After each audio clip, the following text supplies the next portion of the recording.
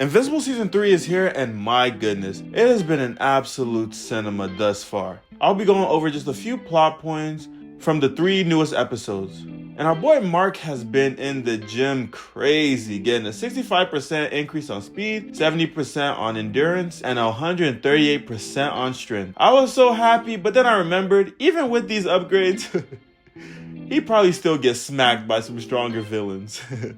Next, some father scrubs try to steal the Declaration of Independence, which I didn't even know was possible.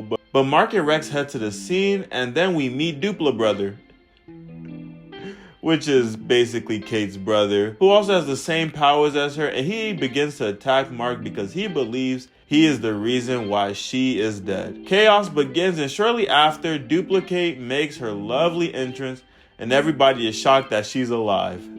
She has finally showed her face after months of shacking it up with Immortal in some cabins in Aspen. We then see Oliver gain his ability to fly while playing catch with Mark, and I was absolutely hyped. Little man has got so much potential, it's actually crazy, but we'll get back to him later. Let's talk about Mark's inability to spit game. This man is King Fumble. Lost Amber because Mans is too weak, and now he has a superhero girlfriend that truly understands his plight and still can't get it right. He bagged a date with her, but his slow self tells her about what future Eve said to him, and I'm like, that has to be top 3 dumbest thing he's done. Like, why? Why would you do that? Cecil interrupts him and then sends him on a mission to handle Doc Seismic, and of course Mark gets packed up pretty easily, which forces Cecil to bring Darkwing 2 and Sinclair's reinforcements. They save the day, but Mark is not happy because of the bad blood he has with those two. I'm just so confused as to when Mark became the king of justice. Dude wants Sinclair and Darkwing to be in jail as if they didn't just save the world. Who does this guy think he is? Cecil is top G and shouldn't have to explain himself to anybody as he takes Mark to the White Room, and boy is there a battle in there. I also thought the post-credits scene of Alan and Nolan lore was absolutely wonderful to watch. I'm interested to see how these two will defeat the monster in front of them. Episode 2 was based more around Cecil and Mark's beef. When I tell you, the more Mark got angry, the more I became Team Cecil. After the shit Nolan pulled, no one can tell me that Cecil isn't justified. Mark just believes that his way is the correct way and nothing tops what he wants. And Cecil's reanimen were not enough to hold Mark back, but he pushes a button that sends Mark into agonizing pain, and we learn that is a secret earpiece Cecil implanted into Mark in case he ever bugged out. Cecil doesn't even want to kill him, so he lessens the pain, but Mark spazzes out and flies away to the Guardians in hopes to get them on his side. They see what Cecil is doing to Mark with very little context, and most of them end up siding with Mark, leaving Immortal, Duplicate, Samson, and Shapesmith. I'm just loving this civil war that's happening right now. Things are getting way too intense and I enjoy the drama. The story of Magmaniac and Tether was so sad.